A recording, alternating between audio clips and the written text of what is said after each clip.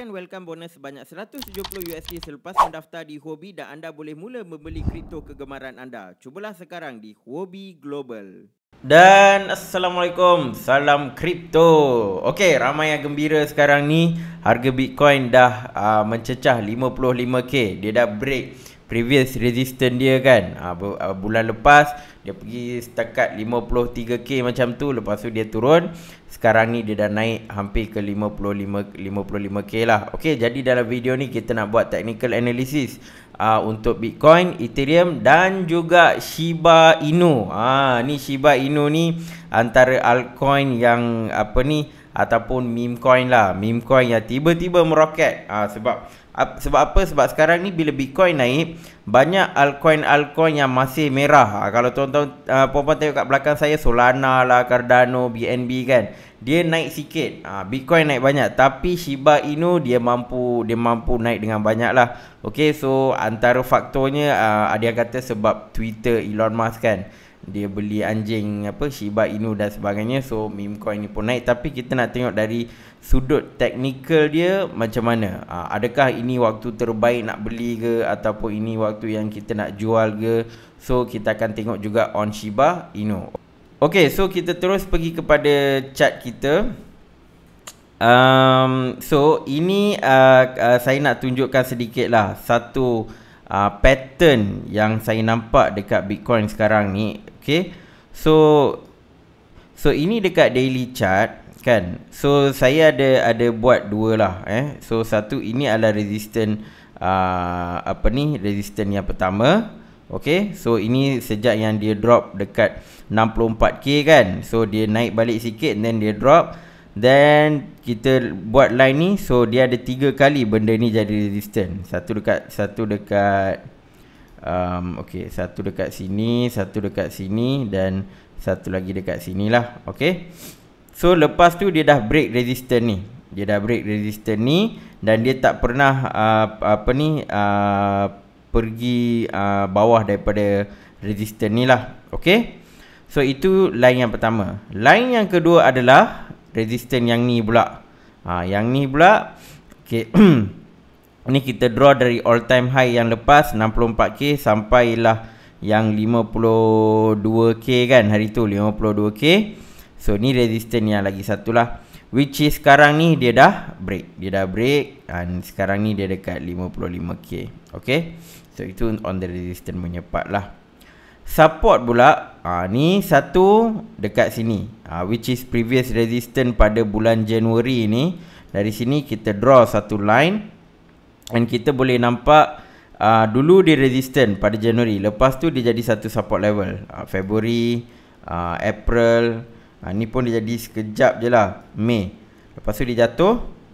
And sekarang ni, and then yes, pada 7 September dia jadi resistance balik. Okay, resistance. And sekarang ni dia dekat sini. Cuba nak break resistance yang ni. Okay, so ini adalah satu line lah. And lagi satu yang dekat bawah ni. So ni daripada support yang dekat 30k and 40k jadi satu support level. And then kalau dia naik lagi 50 dekat sini, 48k ke 50k ni akan jadi satu support level. So nampaknya mula-mula lepas dia turun 30k ni satu support level. Lepas tu 40k dah jadi satu support level. So kemungkinan besar 50k ni akan menjadi satu support level lah. Okay, dengan syarat dia kena break 55k. Tapi tengok keadaan sekarang ni, kemungkinan besar untuk dia break 55k dan pergi ke 60k ni agak tinggi. Sebab apa? Sebab lepas dia dah break sini, the next dia punya resistance adalah dekat sini, dekat sekitar 60k. So ini adalah pattern yang saya nak tunjukkan dekat tuan-tuan puan-puan. Sebab pattern ni sangat-sangat interesting, based on support level dan juga resistance level. So ini adalah zone yang dia trade sementara waktu ni, kawasan ni. Dan dia akan tinggalkan zone ni bila dia dah reach 60k. So dari sana kita kena tengoklah sampai level mana dia boleh pergi. Adakah dia terus boleh pergi ke 100k, ataupun dia akan ambil satu jangka masa yang agak lama kan. Dia akan ada naik turun sampai dia reach 100k. Okay, so Lagi satu saya nak tunjukkan adalah apa ni, chart. Kalau kita tengok on the daily chart ni, kalau kita tengok dia all this while dia duduk downtrend kan. Tapi lepas dia reach 40k dia kata cukup lah.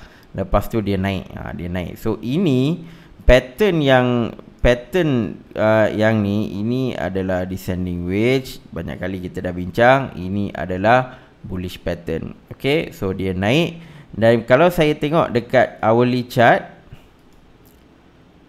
okay, dekat hourly chart, ini adalah pattern megaphone. Orang panggil ni pattern megaphone lah, nak bagi senang faham. Pattern megaphone ni adalah pattern yang bullish juga tuan-tuan puan-puan. So that's why dia trade dekat sini. And then 5 Oktober dia berjaya break. Sekitar 5 Oktober dekat sini dia break. And once dia dah break pattern megaphone, terus zoom, dia naik lagi tinggi, terus pergi ke 55k. Okay, so memang ada few pattern yang Bitcoin tunjukkan kepada kita yang dia memang nak melakukan kenaikan. So sekarang ni kita kena tunggu structure yang baru. Okay, so all this while dia dah tunjukkan dua structure untuk kita. So on a daily part, which is the ascending wedge, and then lepas tu kalau kita tengok dari hourly, ni structure megaphone. So sekarang ni on a short term kan, dalam 1 jam punya period, kita nak tengok apakah pattern yang bakal terbentuk bagi Bitcoin. Tapi for clearly sekarang ni volume memang agak tinggi lah kan, agak tinggi semalam untuk dia push dia naik ke 55k. Dan sekarang ni kita nak tengok adakah volume ni akan kekal ataupun turun. Kalau volume kurang, dan kemungkinan dia akan ada sedikit apa kita panggil pullback lah, sedikit pullback. Tapi kalau volume ni maintain, insya-Allah dia boleh naik lagi tinggi dalam 1 atau 2 hari ni. Okay, so kalau kita tengok dari Fibonacci ni, okay, so let's say dia naik dari sini kan, dia shoot. So 0.618, which is golden ratio ataupun golden pocket ni adalah sekitar 53k. So kalau dia buat recovery pula, kalau dia buat pullback, jatuh sikit, kalau dia pergi dekat 53k, then itu pullback yang sihat lah. So apa yang kita harapkan, kalau volume agak rendah dia akan turun kan, dia pergi dekat 53k, lepas tu dia naik balik. Dia naik balik, dia naik, pergilah sampai 58k kan. So ini yang kita duk tengok lah. Next lepas 58k adalah 65k. Tapi of course dia ada few resistance dia perlu pergi. Tapi jangkaan ataupun harapan adalah untuk kalau dia buat sedikit pullback, dia boleh naik balik dan pergi dekat 58k. Okay, so ini lebih kurang apa kita punya jangkaan price movement buat Bitcoin. Okay, so seterusnya kita nak tengok satu lagi benda yang sangat-sangat penting, which is saya selalu highlight semenjak 2 menjak ni, which is Bitcoin dominance. So Bitcoin dominance dia ada 2 condition. Okay, satu, kalau Bitcoin tu tengah jatuh dengan mendadak, altcoin akan jatuh lagi teruk, waktu tu Bitcoin dominance akan tinggilah. Dan lagi satu adalah bila Bitcoin naik dengan banyak, altcoin banyak yang tak naik lagi, then Bitcoin dominance akan naik juga. Okay, so jangan kita rasa stres bila tengok altcoin tak naik ni, kenapa Binance Coin tak naik, Cardano tak naik, apa semua. Ini sebenarnya benda yang baik. Bila Bitcoin naik kan, ini kita panggil dia dah bagi signal awal dah. Aku dah naik dulu, korang datanglah kemudian. Which is sangat-sangat bagus. Benda tu yang kita alami for Bitcoin dominance waktu awal-awal tahun kan. Nampak tak ni, September sampai awal tahun dia punya dominance ni naik kan. Bila dominance dia naik macam ni, nampak tak? Lepas tu dia drop. Waktu dia drop, banyak altcoin yang naik. Banyak altcoin yang naik. So that's why untuk kalau kita nak altcoin naik dan sebagainya, kita kena tengok juga on Bitcoin dominance. So sekarang ni target Bitcoin dominance ni, okay, dia tengah naik. So ini adalah resistance level lah, 48% ni adalah dia punya resistance level untuk dominance. So saya nak tengok adakah dia akan break yang ni ataupun tidak. Kalau contoh kalau dia mampu break ni dan dia pergi lagi tinggi, then most likely kemungkinan Bitcoin boleh pergi sampai 100k. Most likely boleh pergi sampai 100k. Tapi ini jangkaan saya mungkin betul, mungkin salah. Mungkin dia akan pergi dekat dia akan naik dekat sini, then mungkin dia akan struggle sikit, and then dia turun bawah lah.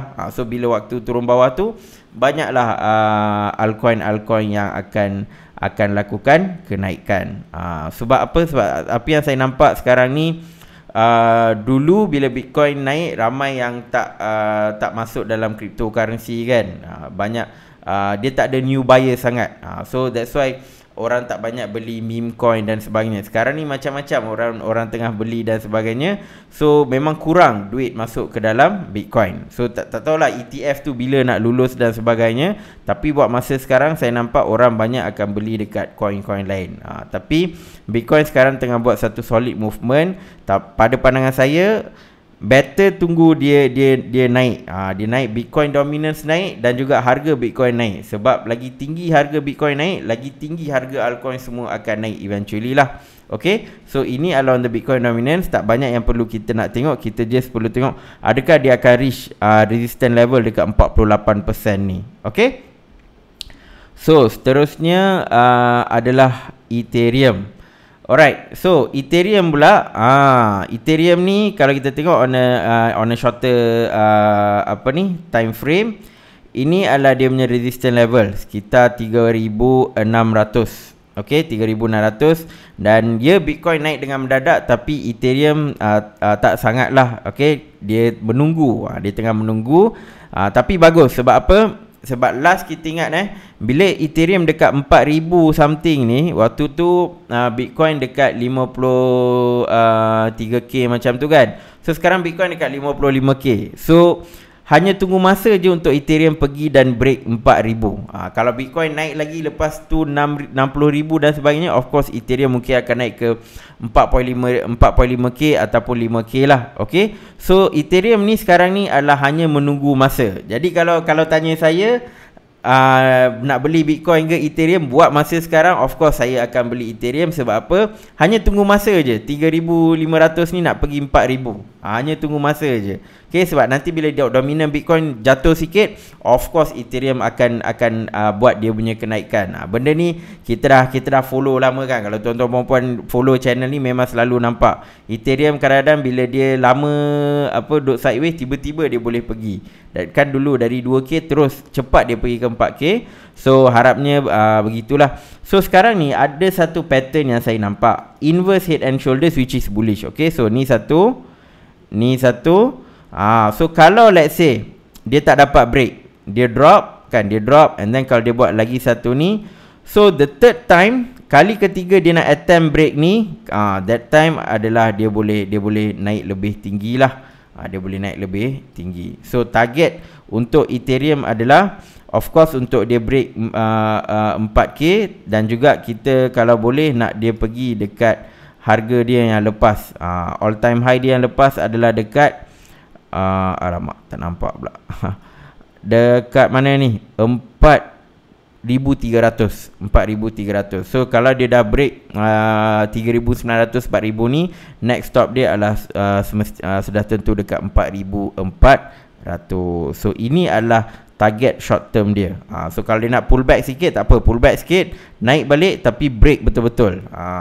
Pecahkan 3,600, terus pergi dekat 4,000. Terus pergi dekat 4,000, dan hopefully lepas tu 4,000 akan menjadi satu support level yang kuat buat Ethereum. Okay, sekarang ni kita tengok Ethereum dan BTC. So kalau tuan-tuan perempuan tengok dekat sini, nampak tak downtrend? Ethereum to BTC sekarang memang downtrend sebab BTC tengah naik sangat mendadak. So kita nampak sebelum ni kawasan ni adalah support level yang kuat, dan Ethereum dah break dah support level tu. So next support level untuk Ethereum ni adalah sekitar 0.057 lah, which is akan masuk ni. Tapi saya jangkakan mungkin perkara itu tidak akan berlaku. Okey, cumanya kita tengah tunggulah kan, sejauh mana dia boleh pergi bawah. Okay, dan mungkin esoknya Ethereum naik sedikit. Contohlah mungkin, sebab saya nampak dia dah banyak dah red candlestick 1, 2, 3, 4.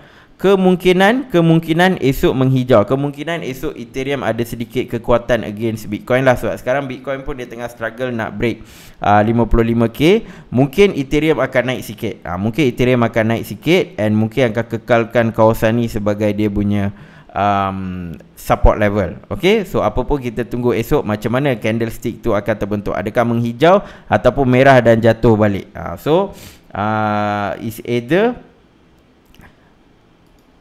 Is either dia pergi kan dan sampai sini, ataupun dia hanya akan trade sideways kejap untuk dia naik balik lepas tu lah. So ada dua kemungkinan untuk Ethereum. Okay, so Ethereum sudah, Bitcoin sudah. Now saya nak buka Shiba Inu. Okay, so Shiba Inu ni tiba-tiba meroket lah bulan Oktober ni kan. So kalau kita tengok yang biru, hijau, kuning, merah ni, ini adalah exponential moving average. So kita boleh tengoklah momentum dia berdasarkan moving average.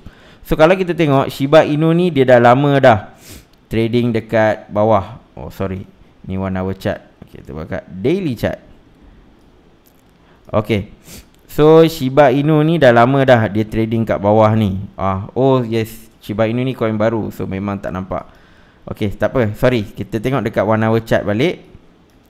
Kalau kita tengok 1 hour chart kan, dia sejak September, betul, September dia memang downtrend sikit.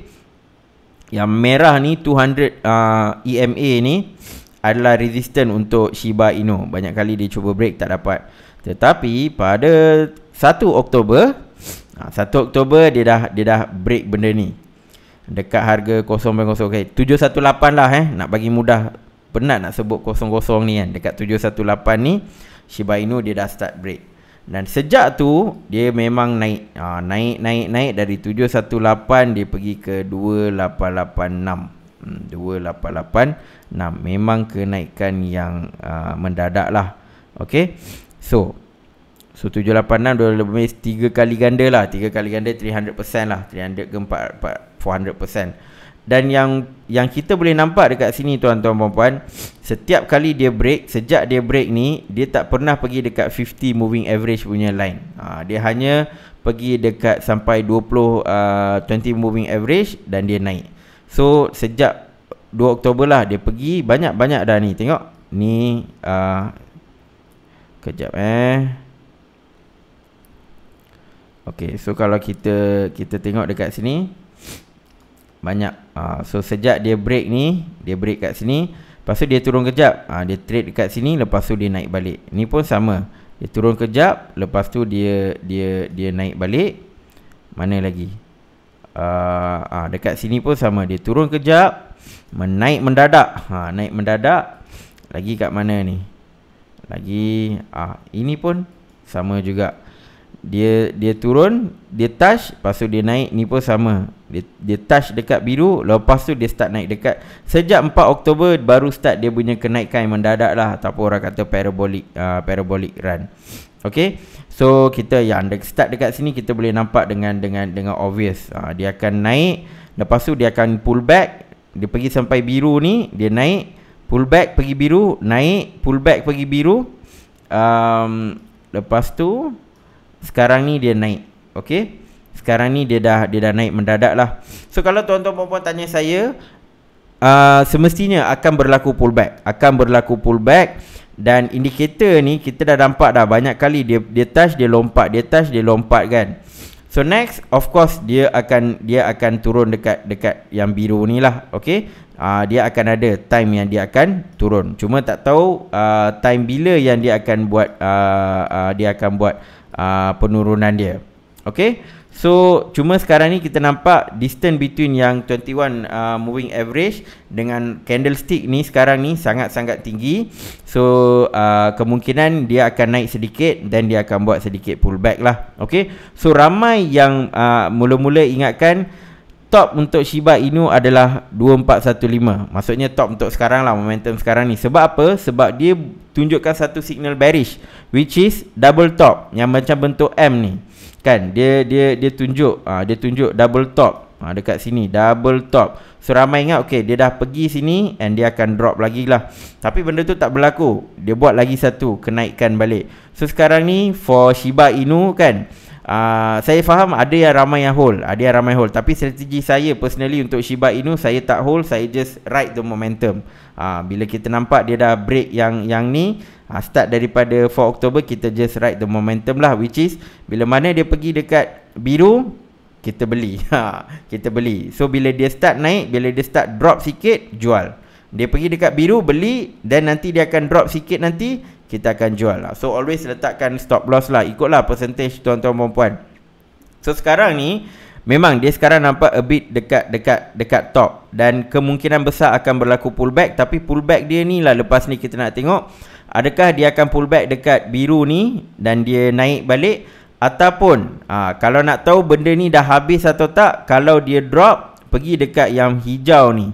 Kalau dia start pergi hijau ni, then most likely tuan-tuan puan-puan kena hati-hatilah. So maybe momentum for Shiba Inu ni dah start slow.